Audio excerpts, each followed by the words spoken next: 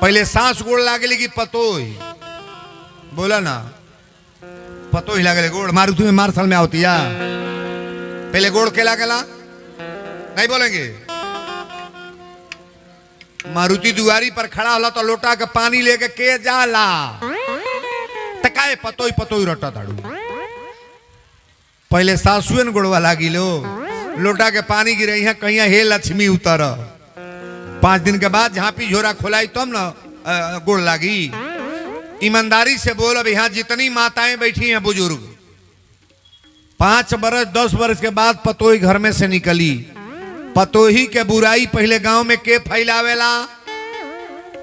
खाली पतोही के निंदा करे हम नहीं आयल बानी, तनी बूढ़ो लोग बतावे पतोही के बुराई पहले गांव में के फैलावेला? सासू अगर लायक बा, ध्यान से सुनना, अगर सास लायक है तो बहू की बुराई कभी होगी नहीं।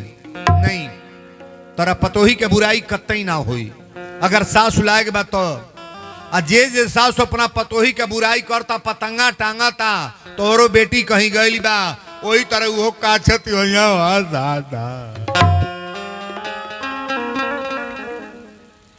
गलती नहीं बोलता, नहीं गलत होता। सास को अपना बेटी बना के रखो और बहू से निवेदन करेंगे, बहुएं जो हैं अपनी सास को मां बना के रखो, परिवार में कोई बगावत नहीं होगा।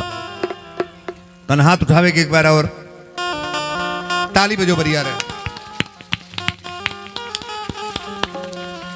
कि गोविंद मेरो है, गोपाल मेरो है, श्री बांके बिहारी नंदलाल मेरो है। ताली कपार के ऊपर उठा के बजाओगे बा। गोविंद मेरो है, गोपाल मेरो है, गोविंद मेरो है, गोपाल मेरो है, गोविंद मेरो है, गोपाल मेरो है, श्री बांके बिहारी नंदलाल मेरो है। श्री बांके बिहारी नंदलाल मेरो है, श्री बांके बिहारी नंदलाल मेरो है। गोविंद मेरो है, गोपाल मेरो है, गोविंद मेरो है, गोपाल मेरो है, गोविंद मेरो है, गोपाल मेरो है। श्री राधा रमण गिरधारी, गिरधारी श्याम बनवारी। श्री राधा रमण गिरधारी, गिरधारी श्याम बनवारी। श्री राधा रमण गिरधारी, गिरधारी श्याम बनवारी। गोविंद मेरो है, गोपाल मेरो है, गोविंद मेरो है, गोपाल मेरो है, गोविंद मेरो है, गोपाल मेरो है। श्री बांके बिहारी नंदलाल मेरो है। श्री बांके बिहारी नंदलाल मेरो है, श्री बांके बिहारी नंदलाल मेरो है।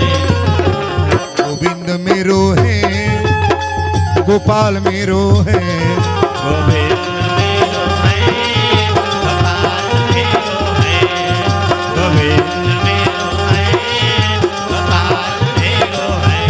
श्री बांके बिहारी नंदलाल मेरो है। श्री बांके बिहारी नंदलाल मेरो है, श्री बांके बिहारी नंदलाल मेरो है। गोविंद मेरो है, गोपाल मेरो है, गोविंद मेरो है, गोपाल मेरो है, गोविंद मेरो है, गोपाल मेरो है। श्री बांके बिहारी नंदलाल मेरो है। बोलो संवरिया सरकार की, राजा रामचंद्र की, शंकर भगवान की। अब एगो प्रश्न पहले हमारे उत्तर रुआ देई। ए धरती पर केहू सुखी बा? कथा बोले जाता नहीं। अब मैं धरती बोल रहा हूं, गांव नहीं। जहां तक पृथ्वी है वहां तक मैं पूछ रहा हूं, कोई व्यक्ति सुखी है महाराज?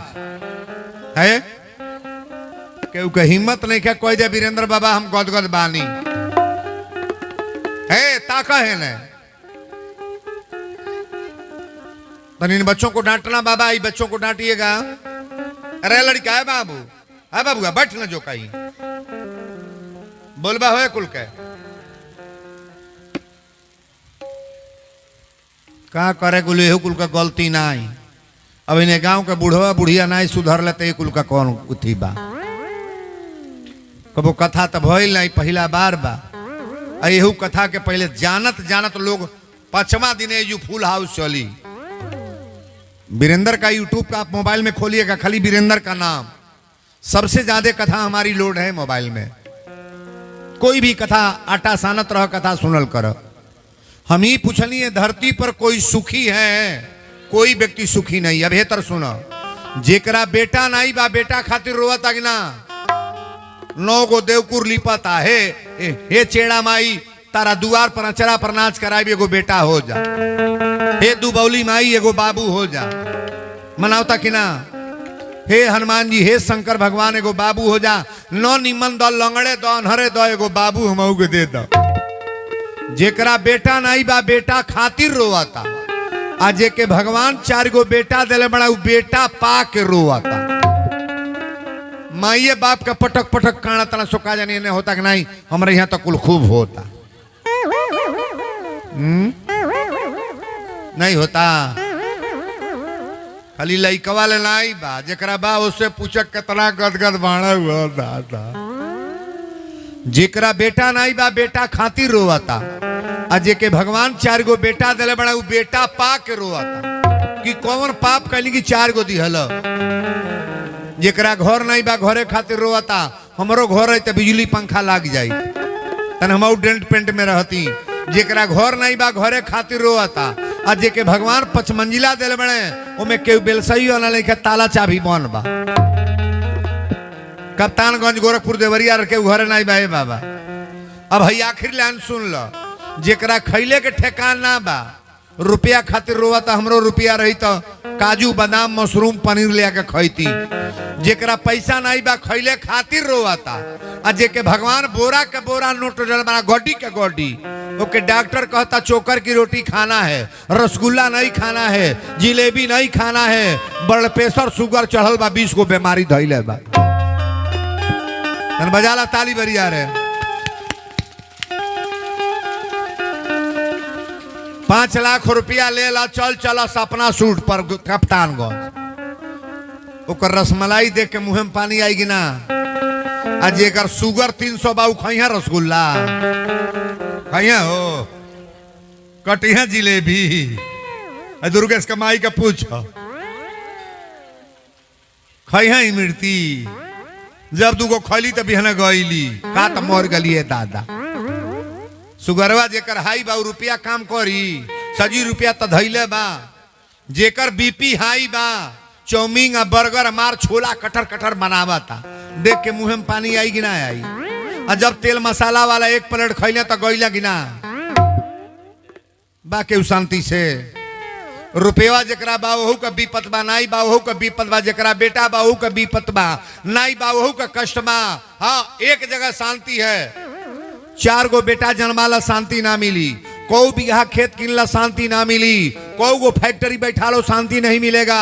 लेकिन एक जगह शांति मिलेगा, कहाँ? थोड़ा परमात्मा से कनेक्शन जोड़ो ना, शंकर भगवान से कनेक्शन जोड़ लो, शांति मिलेगा कि नहीं? नहीं मिली? नहीं मिली। हरे लगन प्रभु से,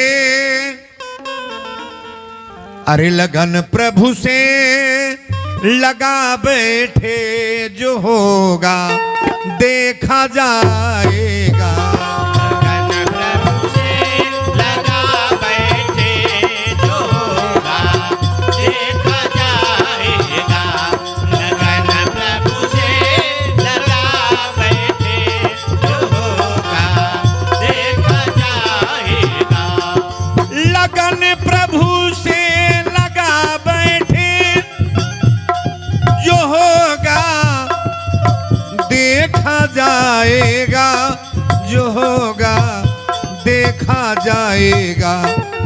उन्हें अपना बना बैठे, उन्हें अपना बना बैठे जो होगा देखा जाएगा। उन्हें अपना बना बैठे जो होगा देखा जाएगा। उन्हें अपना बना बैठे जो होगा देखा जाएगा। लगन प्रभु से लगा बैठे जो होगा देखा जाएगा। उन्हें अपना बना बैठे जो होगा देखा। शिवरी के भगवान कल्याण कैले गिना ना भइल, प्रहलाद के कल्याण कैले गिना भइल, अजामिल के भगवान कल्याण कैले गिना भइल। है बाबू, गिधराज जटायु के भगवान कल्याण कैले गिना भइल। आप जितना कथा सुनोगे, विभीषण के कल्याण भगवान कैले गिना। हनुमान जी से लोग पूछले कि सजी लंका जरा देहली, काहे विभीषण के घर ना जरल। कोनो लड़का है ना हल्ला कर तका तन बोलिएगा। सजी लंका जरा देहली तो विभीषण के घर काहे ना जरल। हनुमान जी कहले जे जे चंदा दीहल ओकर ओकर घर जरल। जे जे चंदा दीहल ओकर घरे प्रसादी दिहली, आ जे चंदा नहीं दिहल ओकर घरे प्रसादी। चंदा बुझली हाँ, जेकरे घर के तेल गइल है हनुमान जी के पोछी में लगावे के, जेकरी घर के कपड़ा गइल ओकर ओकर घर हनुमान जी फूंक दिहले। विभीषण न कपड़ा दिहले न तेल दिहले। ए बाबू, विभीषण जी के घर बच गए। निमन काम में चंदा देव चाहेंगे ना जी। भगवान के कथा में आवल जातो 150 दिहल जरूरी बा कि ना। ऑर्केस्ट्रा में जाल जातो कहो, जहां गवाता लगावता थरेसर धरावता थरेसर। चंदा दिया ही हो जो गुड़ लगल जाई। 7 पीढ़ी आगे और 7 पीढ़ी पीछे दोनों खराब हो जाएगा। अगर दान करना है तो भगवान की कथा में दान करो, भगवान के पूजा में दान करो, मंदिर में दान करो, सुंदर काम करने के लिए दान करो। अरे लोकल जगह पर दान देने का मतलब नरक होता है महाराज। हई ऑर्केस्ट्रा जो कितनो बढ़िया आ जाता, पूरा गांव के मेहरारू जुटी हैं। कहो के हुआ आई हैं, हई बुढ़ऊ लोग आई ऑर्केस्ट्रा देखे हैं। जहां गवाता लड़का तोहरे का पापा कहता, आई लोग बुढ़ऊ लोग। लेकिन भगवान की कथा में घर परिवार छोड़ के पूरे गांव जवार के लोग यहाँ इकट्ठा है। कथा को समझने का प्रयास करो। अब यही से कथा शुरू होता। आई बाबा बैठे कहने आगे। सावन के महीना चला था, अब प्रवचन से शुरू होता। भोलेनाथ शंकर भगवान आसन मार के बैठा तनी। हमारे शंकर जी आशुतोष हैं। सगरी देवता में सबसे बड़ा देवता कौन है? बोलो शंकर भगवान की जय। सब देव देव हैं शंकर जी। शंकर जी, अरे महादेव चाप के बोला ना। शंकरों जी से दुश्मनी चलता का गाऊंगा मैं। बोलो शंकर भगवान की जय। शंकर भगवान आसन लगा के बैठा तनी। आई है माता पार्वती सोचली की भोलेनाथ हमारे आशुतोष समाधि में जा रहे हैं का। पार्वती मैया गईली या शंकर जी के लग जाके कहली, स्वामी आप समाधि में जाता नहीं, कारण का बा इतना ध्यान में? शंकर जी कहले, बोला कुछ कहल चाहताड़ू? कहली आज रौरा से एगो हमार प्रश्न बा। मेहरारू अपनी हृदय के बात कैसे कहेली? देवरे से, ससुर से, सासू से नहीं बोलेंगे। नारी जीवन के सबसे बड़ा भगवान कौन है? नहीं क्यों बोली? औरत एक को पूजा ना करें, कौनो कुछ ना करें, केवल सवेरे उठ करके अपने पति को प्रणाम कर लो, अपने जीवन का सारा पूजा हो गया। नारी को कोई पूजा बताया नहीं गया है, कोई पूजा नहीं। शंकर जी के शादी जब पार्वती से भइल ना, तब पार्वती के महतारी माता सुनैना कहली कि बेटी, पतिव्रता धर्म, पति को मानने वाले औरत के सामने कोई पूजा की जरूरत नहीं है। सीता के जहिया बियाह भइल तैया राजा जनक जी है बाबू है सीताराम, यहां नहीं बैठोगे आप, गाड़ी आगे ले जाओ, आपसे कह रहे हैं, और कहीं बैठ जाओ पंडाल में जाकर जगह लेकर के। ड्रामा ऑर्केस्ट्रा नहीं है, कथन हो रहा है, आप आगे ले जाओ गाड़ी को जी। अच्छा धीरे से घर में चल जा, का करबा निकने के लागत ना। हाँ गाना तो कुल चलो तो नहीं है, बैठो। हमारे कथा में बताए ना कि 40 लाख 50 हजार, बाप हो बाप, उतनी भीड़ होती है, कहीं खड़ा होने का जगह नहीं होता है। अब कथा शुरू होता, थोड़ा समझने का प्रयास आप करो कि बाबा क्या बोल रहे हैं। नारी जीवन के सबसे बड़ा पूजा क्या है? अपने पति का पैर छूना। हम एक दिन पूछनी अपनी मर्दे के गोड़ सुबेरे के लागेला, इतनी पर ते कहो त्योहार चलल भाई दादा, कौन कौन त्योहार का बड़ाई करी। अच्छा इतनी पर कलयुग में सबसे बड़ा हिटलर त्योहार कौन बा? न करवा चौथ सबसे कौन कौन मेहरारू भूखेली, सबसे हिटलर त्योहार। अरे अब पौरी है दादा, ही कौन महीना में पड़ला घाटवा पर है कुल है का बनल बा कुल भोर के, कौन त्योहार हो? अरे छठी माई के घाटावा पर आजन बाजन आ बाजा बाजवाई भी हो, गोदिया में होई है लाला नावाता अर्घ देवया ई भी हो, गोदिया में होई है लाला नावाता अर्घ देवया ई भी हो। एक ही ललन बीना छछने लमनावा, कहिया पुरैबू छठी माई हमारा दिनावा, होई है जहिया गोदी में लालनावा ता बजना बजाई भी हो। अरे बाबा वीरेंद्र के बोलाई भी, कोसिया भराई भी। कथुका गीती है, कहो तिल के कहो। माई के कृपा सबके ऊपर बरसे। वीरेंद्र बाबू की कथा पूछना नहीं है, चाहे जौना लाइन से रोवा सुनल चाहे प्रेम से सुनी। नारियों को सबसे बड़ा पूजा की जरूरत कहाँ है? अपने पति का। आदर से जौन महिला अपना पति के रोज पैर छुअतिया, ओकरा कोनो मंदिर में गईले की जरूरत ना बा, कहीं दीपक जलाने की जरूरत नहीं है, कोई व्रत भूखने की जरूरत नहीं है। पति का पैर छूने वाली नारी कभी गरीब नहीं होगी, पति का पैर छूने वाली नारी कभी दुखी नहीं होगी, पति का पैर छूने वाली नारी उसके परिवार में जरूर औलाद होगे। महाराज ऐसा कतई नहीं कि उसका पास बेटा ना हो। तालिब जावर यारे।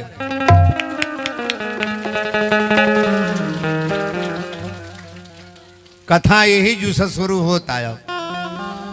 शंकर जी के लग पार्वती मैया कली स्वामी आज हमारी इच्छा बारू राज कुछ सुनल चाहता नहीं। शंकर जी कहले बोला का सुनल चाहतड़ू? तो यह सत्संग वाली बात पूछल चाहतड़ी। सती के पहला जन्म खराब हो गल कि ना?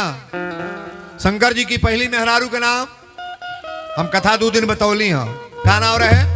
सती। शंकर जी का बात मन ली, कथा सुनली, और नैहर में जाकर जोरी मर गई है बाबू। पहला जीवन खराब। जेकरी जीवन में भगवान की कथा ना उतरल, जिनके जीवन में भगवान की पवित्र पावन चर्चा नहीं उतरा, उनके जीवन का कोई मतलब नहीं है। कथा जू से शुरू होता। पार्वती मैया कहली कि मैं जाना तुम्हार गुणशीला, आ कहू सुनहु अब रघुपति लीला।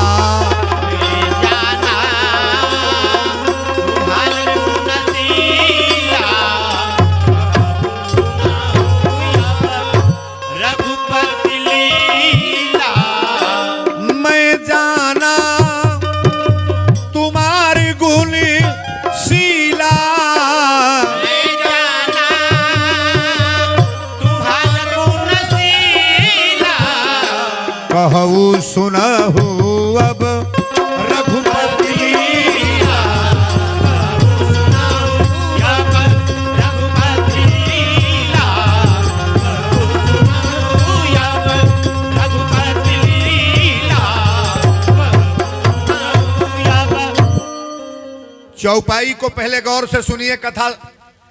ताहार लौकाता हमार मुंह और ये जो अजोरे बैठ जा है जो अब जब ले बैठबू तब ले गाड़िए देबू कि कहाँ से कहाँ अली। बाबा के चेहरे ना लौकता, पहले हमरो थोबड़ा देखल कर लोगन। हाँ, पहले चेहरा देखा करो आप। कथा कभी आड़े से नहीं सुनना चाहिए। हमारा रूप आप देखेंगे तो कथा का भाव समझ में आ जाएगा। और मेरा दीवाना बनने का प्रयास मत करो, भगवान का दीवाना बनो, शंकर जी का दीवाना बनो, परमात्मा का दीवाना बनो। हमारा दीवाना बनने में तो आप बर्बाद हो जाओगे। कितने मर्द कहेला कि वीरेंद्र बाबा के कथा के दीवाना भइल बा, फाटक बन के गोइलियो। ये हर जगह आवेला बात। हमार कथा जे एक दिन सुन ली ना, 9 दिन ओकरा घर के कार होई के खाई चाहे ना खाई, टाइम से तर दे केवाड़ी बन के चलिए आई। भल में घर में पीटा पीटी हो जाई, लेकिन कथा जरूर सुनी। बोलो सच्चे दरबार की। पार्वती मैया कली स्वामी एक निवेदन है, मैं जाना तुम्हार गुणशीला आ कहू सुनऊ अब रघुपति लीला। कथा जो सकल लोक हितकारी आ सोई पूछन चाहे शैल कुमारी। संसार को हित करने वाली कथा कौन है? शंकर जी कले आज तहरी मन में कथा सुने के कहां से विचार आ गई। इहे कथा सुनावे ले गई तो नहीं सुन लू। आज तो हर मन करता कथा सुने के। आदमी जब बर्बाद हो जाला तो भगवान के बुलावेला कि ना? नहीं बुलावेला। जब चारों ओर से घिस जाएगा ना, तब कहेगा भगवान तन बचा ली, हमारा परिवार मर्यादा खराब होता। भगवान को पहले बुलाना चाहिए कि बाद में? पहले। सुख में सुमिरन, ध्यान से सुनिएगा, दुख में सुमिरन सब करे, सुख में करे न कोई। आज जो सुख में सुमिरन करे तो दुख काहे को। सुखी रहो तभी भजन करो। आज दुर्गेश जी के परिवार में सब बात कथा होता कि ना होता? गरीबी में कथा हो पाएगा? नहीं। सुखी रहो तो भगवान का कथा कराओ, सुखी रहो तो परमात्मा का प्रवचन सुनो, सुखी में अपने जीवन को बदलने का प्रयास करो। अगर सुखी जीवन है तो सुख करने का प्रयास तो मैं कर रहा हूं। आज जेकरी घर में बेटा ना बा, औलाद, ओकरा घर एगो लड़का होई, मैं बोल रहा हूं। वो बझनिया के शरीर से एगो बाबू होई। जेकरी घर में पुरान से पुरान बीमारी बा, ये बीमारी दूर होई। जेकरे बेटा बेटी का पढ़ले में मन ना बा, ओकर पढ़ले में मन ना लागी, ना लगाता पढ़ले में मन लगी। आ जेकरी घरे रुपया धन आवता, सजी दवाई में लागता, इहो बीमारी ठीक हो जाई। लेकिन बड़ी बारीकी से कथा सुनो कि वीरेंद्र बाबा बोले का जाता नहीं। बोलो शंकर भगवान की। शंकर जी पूछली, बतावा तू कथा सुनल चाहताड़ू का? कली हाँ स्वामी, आज हमार मन बा भगवान की कथा सुनल। शंकर जी कहले, पहला जन्म में तो के कथा सुनावे ले गईली, तार मनवा लागल। अब इतना बड़ा कथा होता जेकर मन नहीं लागी, वो मन ही है कि जानवर का हो। खाए के तो रोज बा, रोटी भात रोज खाए के बा, गाय भैंस रोज खियावे के बा, सजी खेती बाड़ी करे के बा, लेकिन कथा रोज मिलेगा? 9वें दिन का कथा है। और हम आपके ही जिला के रहने वाले, हाटा के बगल में मेरा गांव है। घर पर रहने वाले हम नहीं हैं। 12 महीना कभी दिल्ली, कभी पंजाब, कभी बॉम्बे, अभी छपरा से आए हैं जहां से प्रोग्राम मेरा समाप्त हुआ है।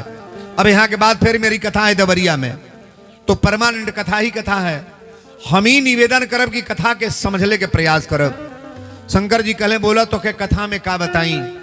पार्वती मैया कली स्वामी आज हमारी आसर्जबा एक सुबह बा। यहां जितने लोग बैठे हैं गौर करिएगा।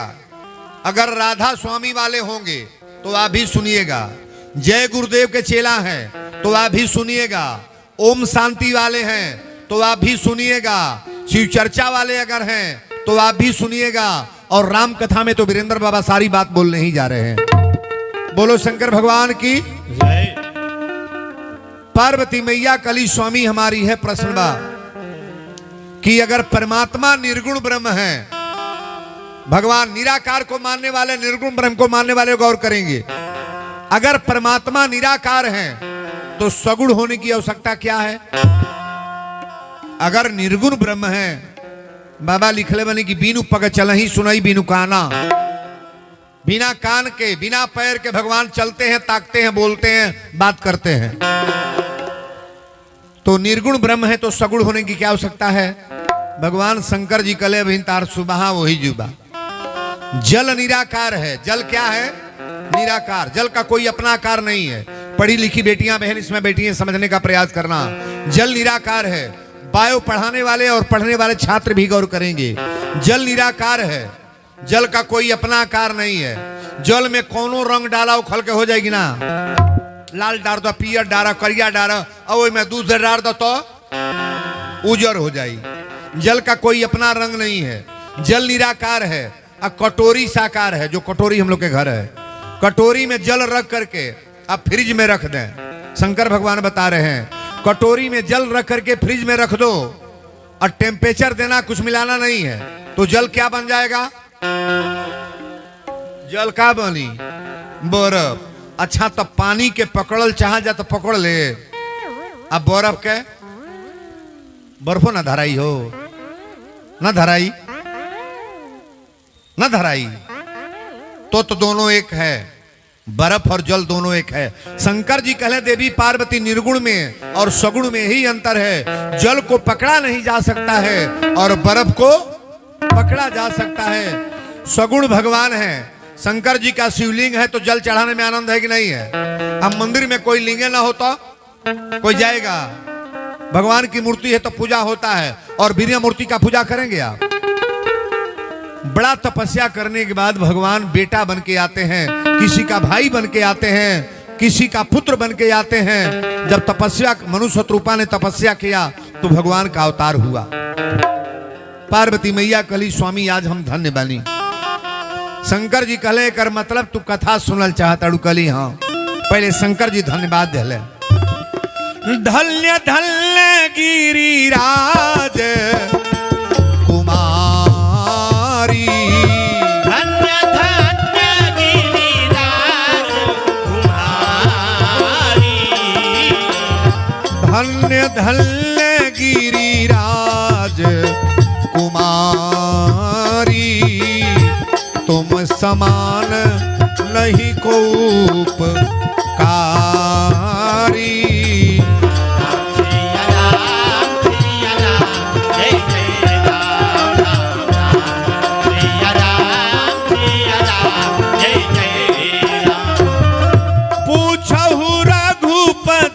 कथा प्रसंगा, पूछो रघुपति कथा प्रसंगा, पूछो रघुपति कथा प्रसंगा, सकल लोक जग पावनी गंगा।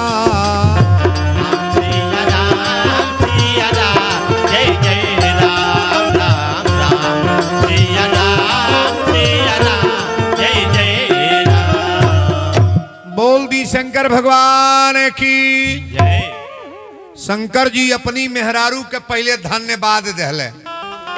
घर में परिवार में मेहरारू अगर धर्मात्मा संत बन जा तब मर्द के तकदीर ऊंचा बा कि ना बा? ना बा।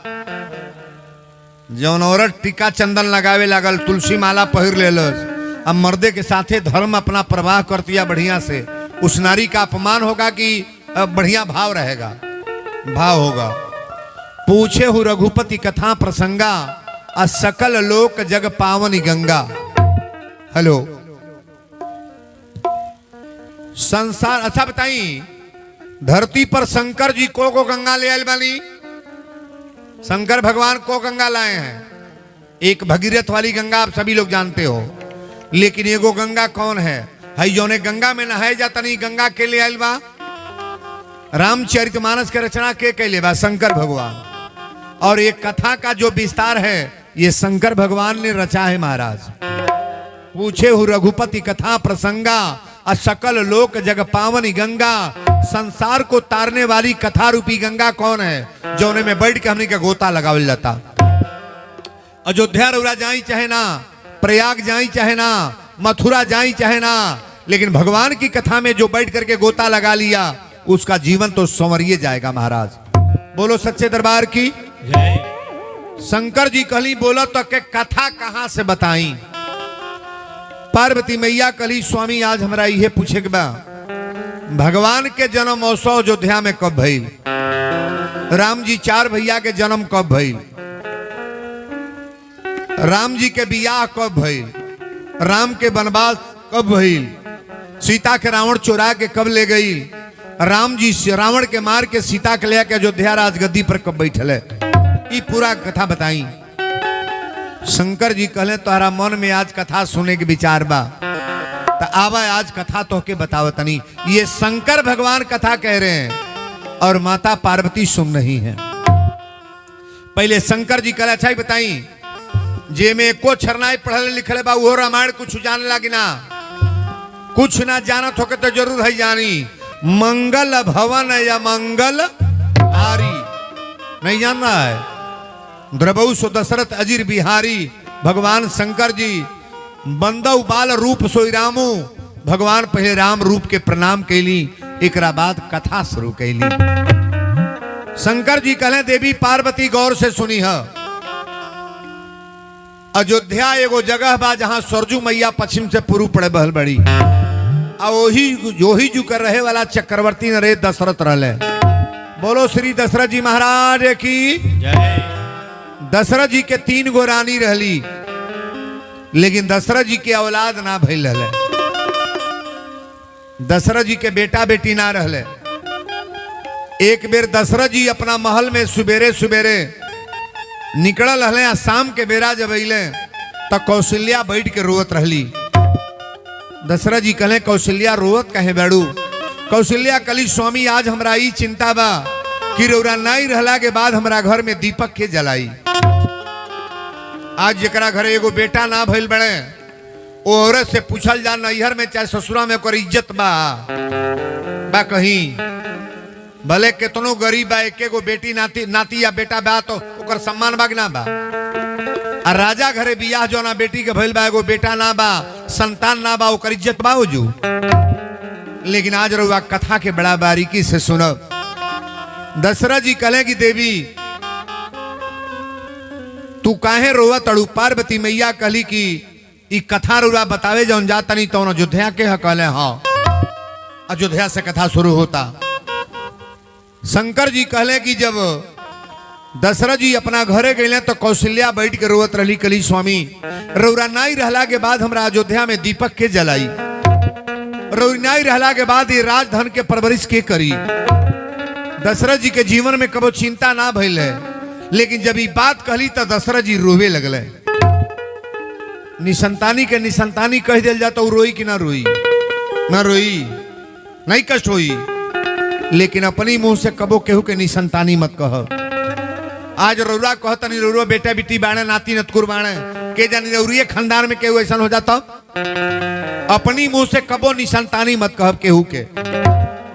दशरथ जी के जीवन में चिंता भइल। एक बार तुलसी बाबा लिखल है कि एक बार भूपति मन माही, एक बार भूपति मन माही, एक बार भूपति मन माही, एक बार भूपति मन माही, एक बार भूपति मन माही, भई गलानी मोरे सुतनाही, भई गलानी मोरे सुतनाही, भई गलानी मोरे सुतनाही, भई गलानी।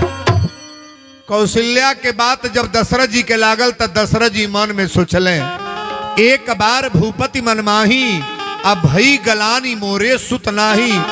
आज ले हमरा बेटा ना भइल, हमरा 3-3 गो मेहरारू 3-3 गो रानी, हमरा लड़का ना भइल। दशरथ जी भरभर रोवे लगले। आज वीरेंद्र भाई बतावे जाता है कि हमनी का कैले से बेटा हो सकेला, का कल जाओ। ये दुर्गेश जी जौन कार्यक्रम कराओ तना छोटा प्रोग्राम नहीं है, बहुत बड़ा प्रोग्राम है। ये तो इन लोग के व्यवहार में हमारे वो डॉक्टर साहब पंडित जी के आप लोग के माध्यम से ही प्रोग्राम लग गया है और प्रोग्राम को बड़ा प्रेम से सुनने का प्रयास करना। दशरथ जी विचार करें कि गुरु के दरबार में चलो, का जानी गुरु के इच्छा हो जा तो हमारा औलाद हो जा। गुरु को अक्षर में लिखल गल बा 2 अक्षर, गु माने अंधकार और रू माने प्रकाश। गुरु वही के कहल जाला कि चेला अगर अन्हारे पड़ल बना तो प्रकाश में ले आओ। लेकिन दशरथ जी गुरु की यहाँ गई, गुरु गृह गयऊ तुरंत महिपाला, अचरण लाग करो विनय विशाला। दशरथ जी के गुड़वा पकड़ के गुरु वशिष्ठ के आई है, दशरथ जी फूट फूट के रोए लगले। गुरु के दरबार में गईले पर कल्याण होला कि ना? ना होला, ना होला, ना होला। तो गुरुओ जे बनावा तब पहले विचार क के एमे तो कोई जन बड़ा शंकर जी के गुरु मान ले आ घरे रोज नौटंकी शुरू बा। मन में आवता तो मर्दों के गरी आवताड़ी, मन में आवता तो सासुओं के गरी आवताड़ी। शिव चर्चा में जरूर जाई, यहाँ जागा जागा महादेव। इनाई करे बा। गुरु की महिमा बड़ा ऊंचा है। अगर आप गुरु बना लिए हैं, चाहे शंकर जी को बना लो, हनुमान जी का बना लो, किसी पंडित जी को बना लो। अरे शिव तो गुरु सबके हैं महाराज, सर्वोपरि हमारे भी गुरु शिव हैं। और शिव को गुरु जो बना लेगा उनके जीवन में कमी क्या होगा? हमारे राम जी के इष्ट देव कौन है? शंकर भगवान। शंकर जी हमारे राम जी के गुरु मानी ले और राम जी शंकर भगवान के गुरु। ये दोनों एक एक के पूरक है महाराज। दशरथ जी गईले गोड़वा पकड़ कर रोवे लगले, वशिष्ठ जी के गोड़ पकड़ के। आरी गुरु है गोसैया रहुआ परिले हम पैया, रहुआ जनते बानी, ए रहुआ जनते बानी, रघुकुल के सागा रो कहानी, रहुआ जनते बानी, रघुकुल के सागा रो कहानी, रहुआ जनते बानी, रघुकुल के सागा रो कहानी, रहुआ जनते बानी।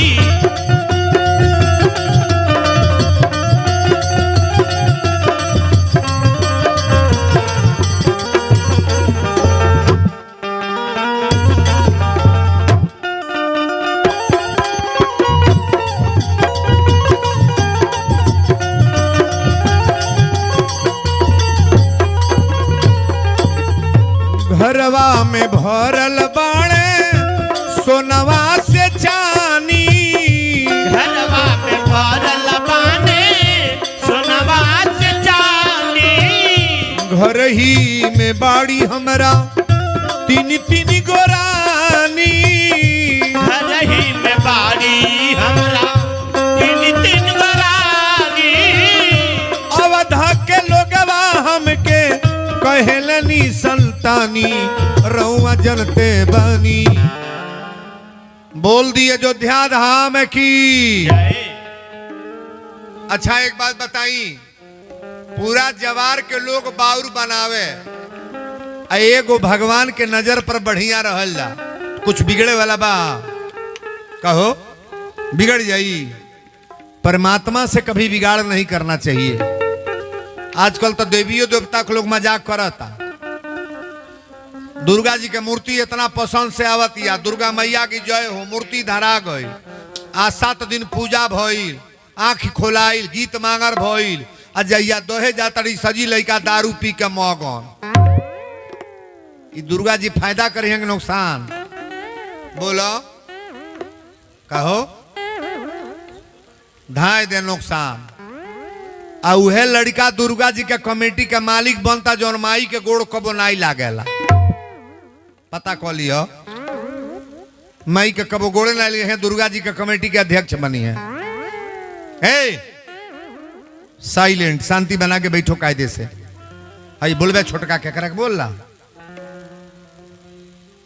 असल में एहू कुल का गलती ना आई।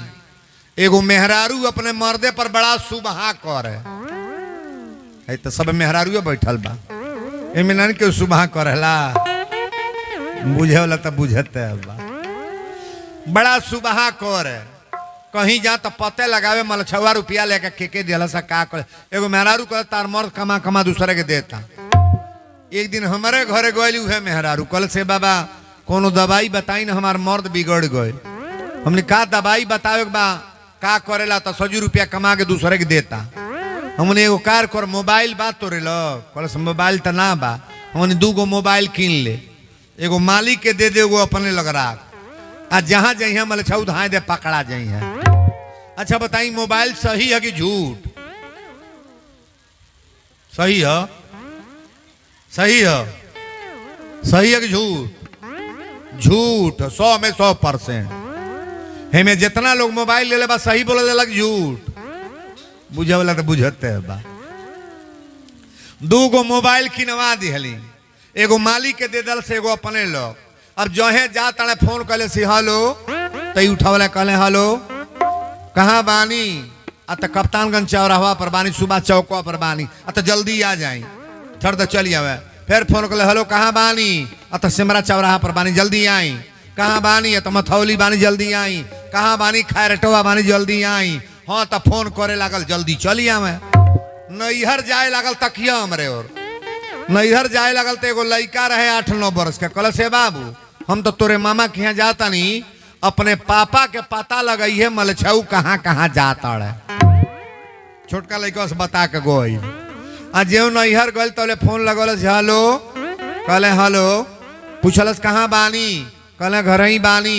कहलस किचन में चल जो हम खाना वाना बनेला किचन में गईले मौगी कलस मिक्सर मशीन चलावत मिक्सर बुझत नहीं मसाला जौन पीसेला जब चली तो बुझाई हालर चक्की हर हर हर करेला। मौगी कल जो घरे हुई तब तब थाहे लग जाई और मोबाइल पकड़त या मोबाइल से मिक्सर चलाव तो चलवला गनगना के चलल। फिर आधा घंटा पर फोन कल कहाँ बानी तो घर ही तो मिक्सर चलाव। दिनवे भर में 20 बार मिक्सर दबावलस। मर्दा बुझ गल हमार परीक्षा मिक्सरवे पर लेती है। मोबाइल के स्विच निकाल के जैसा स्विचवा निकाल के मिक्सर के अब बेगे में धो के मिक्सर लेके फरार। फोन कले से हेलो कहले हेलो कहाँ बानी तो घर ही बानी पहुंचल बा कप्तानगंज।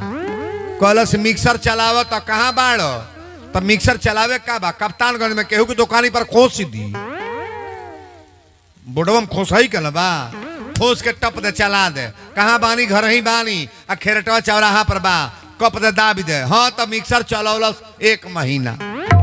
1 महीना पर आयल तो मौगी कल से बाबू तोर पापा कहीं गइल ले। हाँ तो लइकवा कलस काहे ए तरह पूछत अड़े जैसे ते गइल बड़े तैया सही हो फरार बना ये बकलोली। मतरिया कलस करे ये दोगलवा अरे अरे मिक्सरवा तो रोज चलाओ तो बोल तो रे भागवा तो लइकवा कलस मिक्सरवा ले ले घुमला है बकलोलो पकड़ तू दाढ़ी दाढ़ी उड़ता तो पाते पाते उड़ता। मेहरारू कोनो मर्द के पकड़ ली पकड़ी।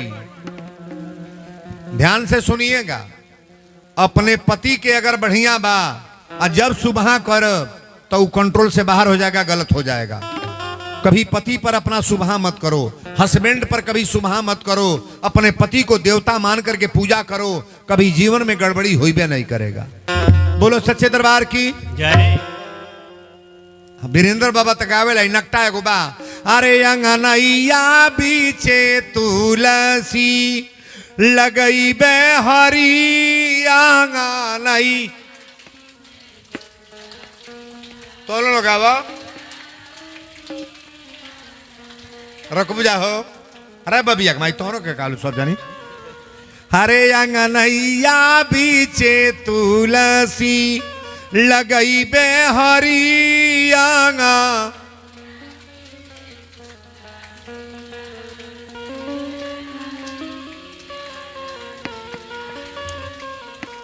अरे सासू जी के कौशल्या ससुर के राजा दशरथ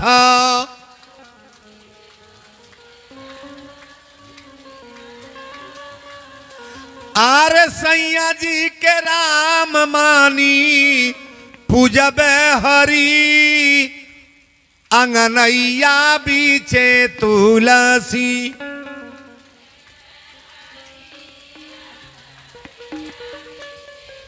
अच्छा तो है जौन गौली है तवन होता का हो सासू के केव कौशल्या मानता ये तो भाषा चलता। कहाँ गल बे रे बुढ़िया कोई दे के हुर ले रे ली ले कहाँ गईली है कोई दे ठेस ले आके ये तो भाषा चलता। सासू के केव कौशल्या मानता। अब मर्दे के लोग पूजता कि भूजता है पूजले के फेर में पड़ा कथा चलता ही। दशरथ जी गुरु के पैर पकड़ के रोवे लगले गोड़वा पकड़ के रोवे लगले तो दशरथ जी जब रोवे लगले तो वशिष्ठ जी कहले राजन आप काहे चिंतित बनी सुख दुख सुख सब गुरु ही सुनायो आ कही वशिष्ठ बहुविधि समझायो। गुरु वशिष्ठ जी समझौले। दशरथ जी को गो लड़का मांगे गए को गो एगो आ गुरु जी को गो देवे जाता है को गो ये जगह जहां मिली तुरंत कहले धरहु धीरी होई हाली सूत चारी। धरहु धीरा होई हाली सूत चारी। धरहु धीर होई हनी सुत चारी। त्रिभुवन विदित भगत भो हारी।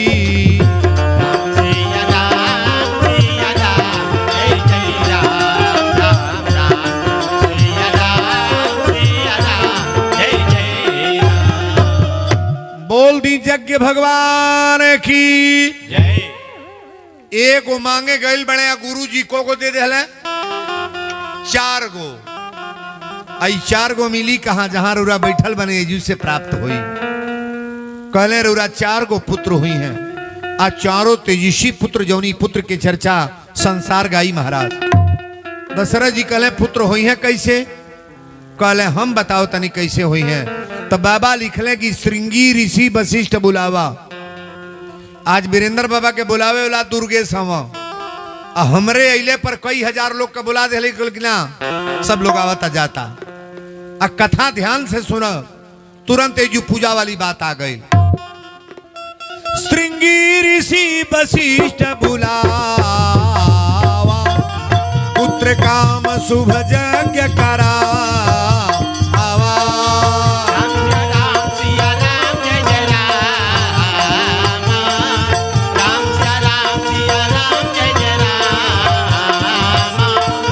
भगति सहित मुनियाहुत दीने प्रगटे अग्नि चरु कर तबली इन्हें। राम सिया राम जय जय राम।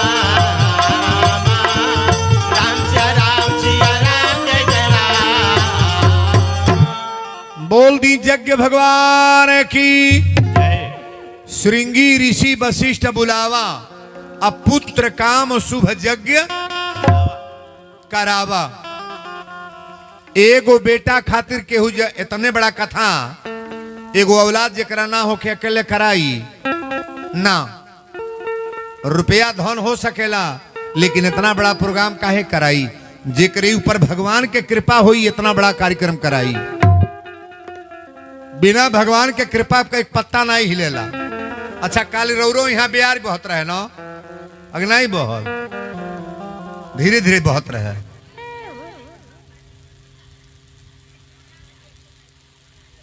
इतनी बहुत अरे वो 2 मिनट में भगवान क्या कर देते हैं महाराज। जितना जीवन में काम बिगड़ल बा 2 मिनट में बना देंगे अगर उनका कृपा होई ना। 20 बरिस 25 बरिस के महिला के बच्चा भइल बा हमारी कथा के माध्यम से। 20-20 बरिस पर बच्चा हुआ है। 18 बरस पर बच्चा एक पंडित जी गाय लाद के भेजना 50,000 के कहले बाबा 18वां बरिस पर बतौले पर हमरा घरे बेटा भइल बा। तारी बिजालो बरिया रे।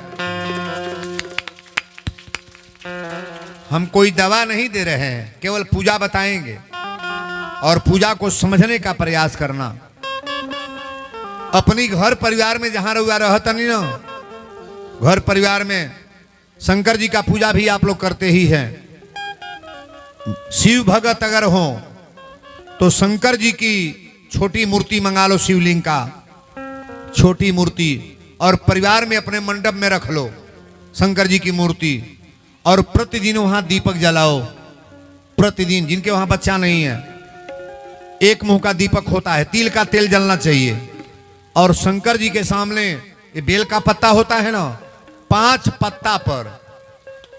पत्ता पर राम राम लिख करके डेली प्रतिदिन शिवलिंग पर चढ़ाया करो घर में, और लगातार चढ़ा कर देखो। मैं भगवान तो नहीं हूं, लेकिन नियम का पालन करके शिव व्रत सोमवार को, शुक्रवार सोमवार आप लोग मानते हैं ना, सोमवारी आप लोग व्रत रहते हैं, सोमवार को व्रत रहिए और नियम का पालन करिए। देखिए आपके वहां औलाद होते। ताली बजाओ बढ़िया रे।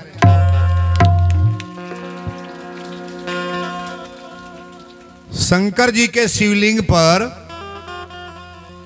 अगर गाय का दूध मिल जाए तो बड़ी उत्तम है। जल से भी सुंदर गाय का दूध है, लेकिन गाय के दूध हो गाय ना जौने के हाई कुल ना बस टिल्ला उल्ला ना। शंकर जी के ऊपर कभी भी इस तरह की गाय का दूध ना चढ़ाएं आप। देसी गाय का दूध मिल जाए, सुंदर दूध, पवित्र दूध, भगवान भोलेनाथ को चढ़ाओ।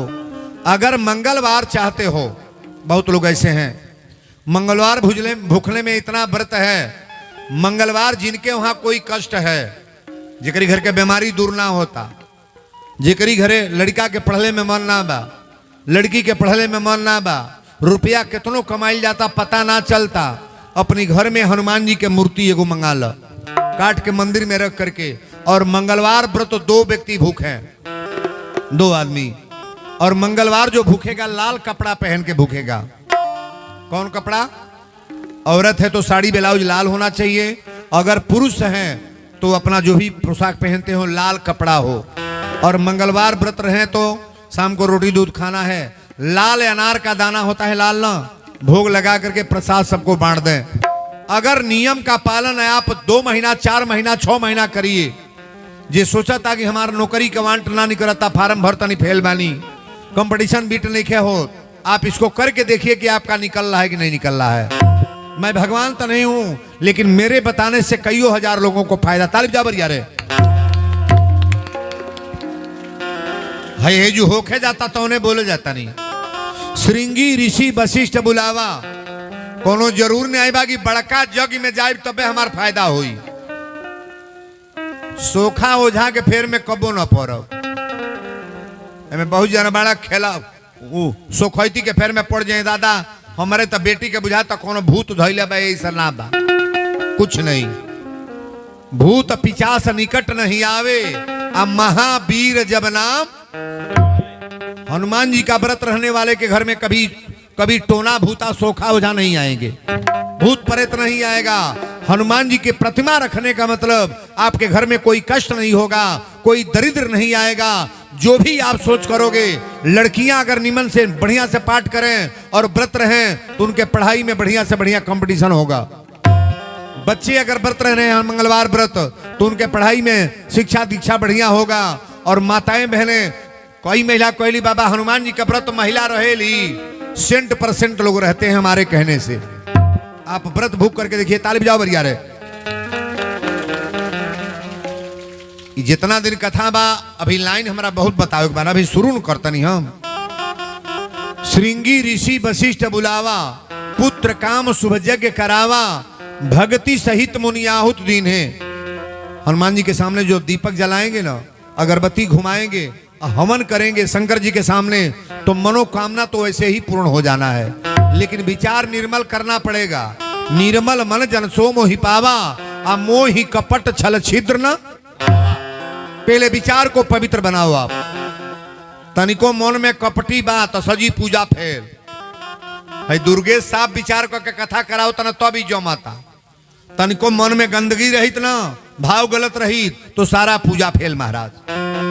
दरवाजे पर कोई झांकने नहीं आता, लेकिन विचार बढ़िया होना चाहिए, सुंदर विचार हो। बोलो शंकर भगवान की। अभी है जब हवन कैल गई, आहुति दियाइल, तो अग्निदेव महाराज प्रसाद लेके अइले। आई है प्रसाद राजा दशरथ जी के दिहल गई, लेके गई तीनों रानी के बोलो ले। कह जानी बालो तीन जनी के बोले बोले तुलसी बाबा लिखली हो तब हिराय प्रिय नारी बोलाई कौशल्यादि तहाँ चली आई। राम सिया राम, जय जय राम राम राम, सिया राम, जय जय राम। अर्ध भाग्य कौशल्या दीन्हा उभय भाग्य कर आधे कीन्हा। राम सिया राम, जय जय राम राम राम, सिया राम, जय जय राम। प्रसादी लेके गईले तब तीनों रानी के बैठले मानस की कथा को समझने का प्रयास करना। अर्ध भाग्य कौशल्या दीन्हा आधा प्रसादी कौशल्या जी के दिया गई। उभय भाग कर याधे कीन्हा आधा प्रसाद जौन बचल इमे दू टुकड़ा करके एक टुकड़ा महारानी केकई के दियाई आ एक टुकड़ा जौन बचल तो दशरथ जी हाथ पर लेके सोचत रहले ई दू टुकड़ा अपने आपे हो गए। दू टुकड़ा के दियाई सुमित्रा जी के केकई के कौ लड़का हवा तुम बताइएगा। केकई वाला दो अंगुरी गलत है। केकई के कौ लड़का एगो का नाम बा भरत। कौशल्या के कौ लड़का एक का नाम बा राम और दूगो केकरा हवा सुमित्रा जी के हम ना। तन ताली बजा के सब लोग प्रसाद पावता लोग गा ले जा कि आजू भला मैं बारी बारी सगुना। आजू भला मैं बारी बारी सगुना, आजू भला मैं बारी बारी सगुना। बारी बारी सगुनारी बारी बारी सगुना बारी बारी सगुनारी, बारी बारी सगुना। बारी बारी सगुनारी बारी बारी सगुना। आजू भला मैं बारी बारी सगुना। आजू भला मैं बारी बारी सगुना, आजू भला मैं बारी बारी सगुना। अरे गाई के गोबर गंगवटिया माटी गाय के गोबर गंगवतिया माटी, गाय के गोबर गंगवतिया माटी। अरे रची रची चौका पुराए मैं बारी बारी सगुना। आजू भला मैं बारी बारी सगुना, आजू भला मैं बारी बारी सगुना, आजू भला मैं बारी बारी सगुना। बोल दिए अयोध्या धाम की। तीनों रानी प्रसाद पौली। कौन प्रसाद? अपनी घर में जब व्रत रही ना तो ये प्रसाद पूरे मंडप के लोगों को बांट देना चाहिए। तीनों रानी प्रसाद पौली और तीनों जने गर्भावती हो गई। जा दिन ते प्रभु गर्भ ही आए और तीनों लोक सुख संपत छाए। नवमी तिथि मधुमास पुनीता। नवमी तिथि रहे, शुक्ल पक्ष रहे, न ज्यादा धूप रहे न ज्यादा गर्मी, शीतल मंद हवा रहे। कौशल्या अपनी महल में बैठल बड़ी आ एक बैग चमत्कार भइल आ चतुर्भुजी रूप में भगवान के अवतार। ताल बजा एक बार क्या रे। 4 गो हाथ लेके भगवान अली। को हाथ बा आ सौंसे शरीर। कौशल्या कली हे प्रभु आपके कौना रूप में मंगल रही। भगवान कहले का करी? कहली कीजिए सुशीला बालक बनिए पहले। अब पहले 2 गो हाथ कम करी। लड़का पैदा हुई 4 हाथ वाला तो लोग डेरा जाएगी ना। भगवान कहले 2 हाथ कम कर दी। कहली कम करी। कहले और कहली कि छोटहन लड़का बन के कोरा में आई तो छोट बालक बन के कोरा में इले। आ जब कोरा में इले तो भगवान हंस हंस बतियावे लगले। कौशल्या कहली हो गड़बड़ बा। लड़का पैदा होले तो पहले रोवे ले। कोनो लड़का जन्मे आ न रोवे तो लोग चिकोट के चमन मारी चटाक चटाक चटाक मार नहीं रोआव जाला हो। कौशल्या कली रोई, भगवान कहले हम रोहू का परी, कहली कि हाँ रोई। तब सुनी बचन सुजाना रोदन ठाना। आज जब भगवान रोवे लगले तो पहली दासी दौड़ल बा, जाके कलश महाराज बधाई हो। दशरथ जी कहले चुप, हरदम कहले बधाई हो बधाई हो बधाई, कुछ नहीं। दासी कलश महाराज, महारानी कौशल्या के महल में एक पुत्र का जन्म हुआ है। दूसरी दासी दौड़ल बा, कलश महाराज बधाई हो। कहले तोर कौन बधाई बा? अब तो महारानी कैकेयी के महल में एक पुत्र का जन्म हुआ है। तीसरी दासी दौड़ल बा, कलश महाराज बधाई हो। कहले तोर कौन बधाई? अब तो महारानी सुमित्रा के महल में 2 पुत्रों का जन्म हुआ है। 4 गो पुत्र के जब जन्म सुनले तो दशरथ जी कुर्सी छोड़ के खड़ा, लय हसोहर के, लेकिन रामायण की चौपाई में गा रहा हूं। अरे दशरथ पुत्र जन्म सुनी काना, जन्म सुनी है ललना माना हो। ब्रह्मा नंद समाना जन्म सुनी है।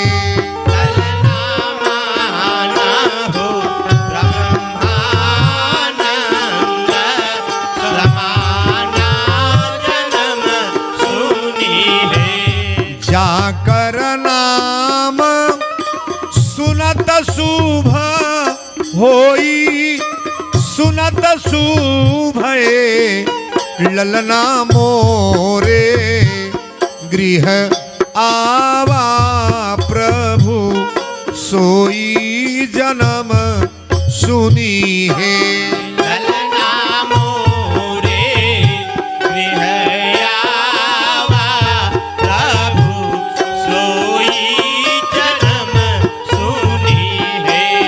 परमानंद पूरी माना राजा, पूरी मान है ललना कहा।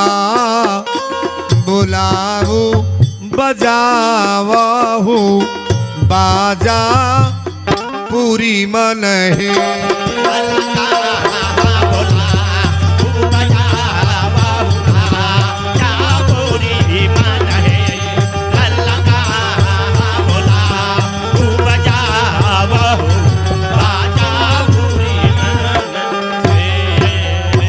परमानंद पूरी मन राजा, कहा बुलाऊ बजावहु बाजा।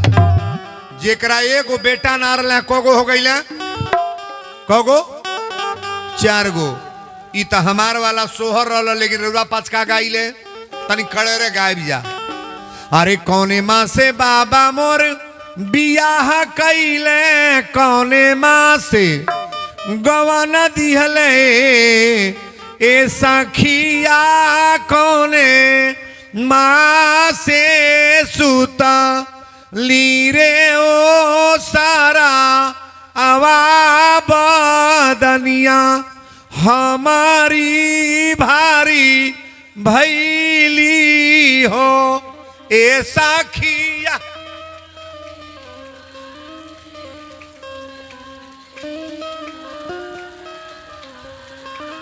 बल कर बुझा बल कर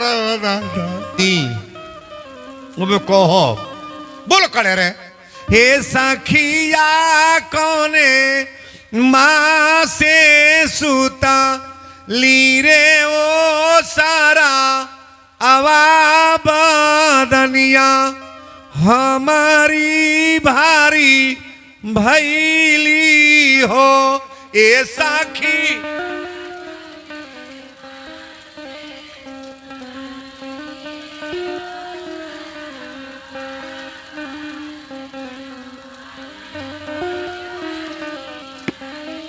जे कबो नहीं गले बाबू में आऊ आऊ करता हो का गाई लो का बजाई लो। असल में का गईबा लोग है तू लोग जहिया धरती गिरल हो तहिया थरिया बाजल होई। कहो बुढ़िया गदगद भइल होई।